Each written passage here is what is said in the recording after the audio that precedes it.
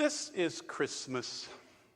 We aren't going to read from scriptures because I know that all of us remember from all these years the story that we put together from Matthew and Luke in the scriptures. So today I thought that I'd ask you, every one of you, to just remember a couple dreams from those stories.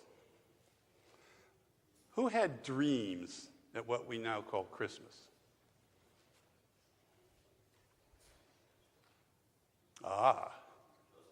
Hey kids, your parents don't know the answer to this. Joseph. Who else?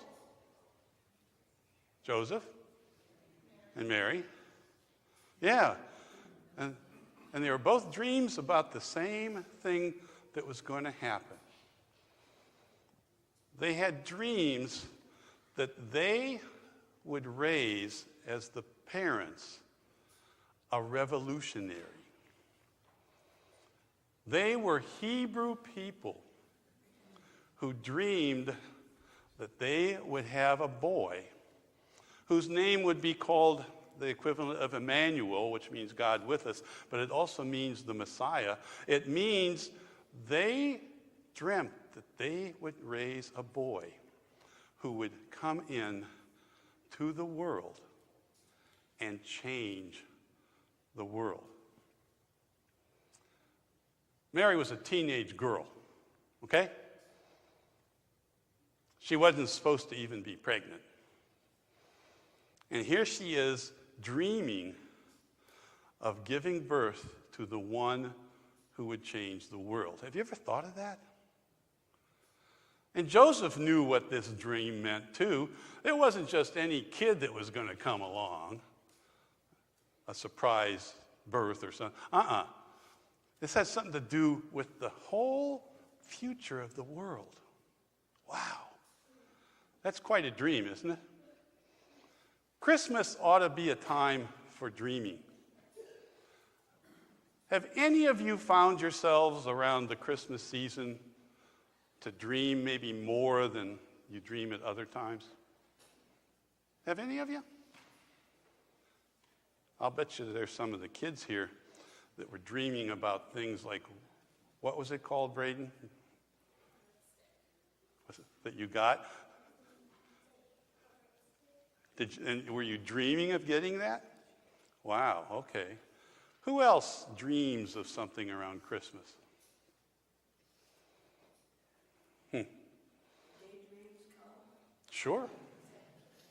Dreams. I can imagine 3 kings coming in cold weather on camelback, traveling at night, following the stars. Mm-hmm. Okay, you can imagine some of the crazy stories even in the scriptures, huh? Because such an amazing thing was happening. Okay. If you don't have a lot of dreams around Christmas, I would like you to start doing that. Seriously. It's a real time for dreaming. In fact, you know how to learn how to do that? Next year, if you haven't already done it, this is going to sound weird, go to the Trans-Siberian Orchestra Christmas show.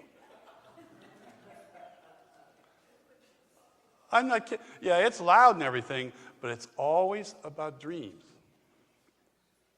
It's always about dreams. They tell the Christmas story in a real different way, and they play the music in a real different way, but it's really something.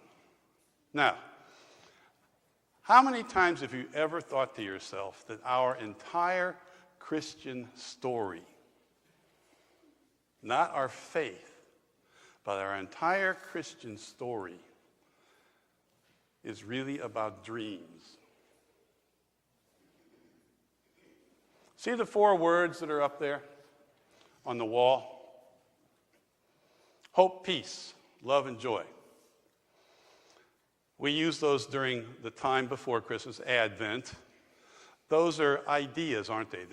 They're concepts of what hope and peace and love and joy at least ought to look like.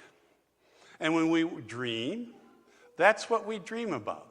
We dream about something that isn't quite real yet, but we know, at least we think we know what it would look like, and we dream that it might come true. Isn't that a decent definition of a dream? Now, some of our dreams we have no control over. I dream a lot because I read too many crime novels. But seriously. But hope, peace, love, and joy.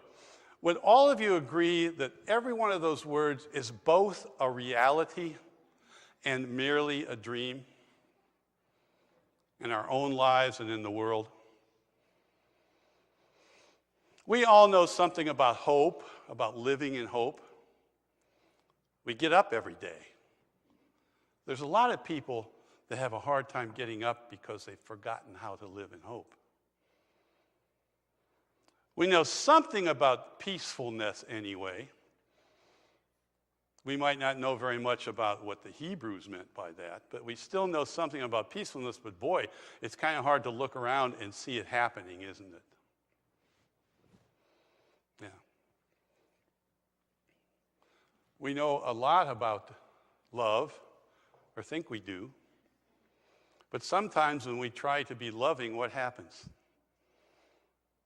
We get rejected. So it's not all that simple, is it? And then the joy. Congregationalists are descended from Puritans and Pilgrims. It's a sad truth that most of us, the last time we partied, were in college.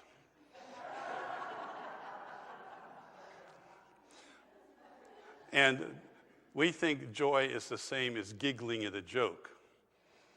So joy is something we aren't real good at sometimes, but we think we know what it might look like, don't we? So it's a reality to a certain extent, and it's a dream. What would it be like in this world if those dreams just plain died?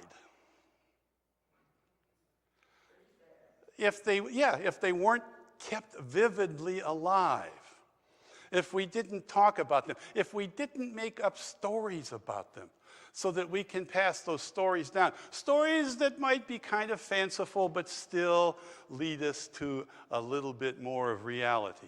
What if there weren't a group of people in the world that were working to make every one of those 4 dreams come true? What if it just stopped? Frightening, isn't it?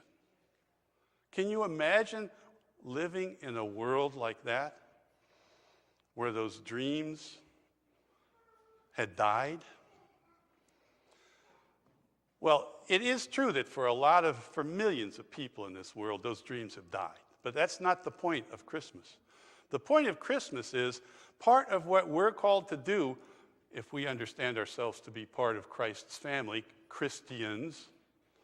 It's our job to keep those dreams very much alive in our lives, especially in the lives we create as churches, especially in the way we welcome all sorts of people into our midst and say, wow, you've made us better and different. Let's find out what that means for hope and peace and love and joy and the world.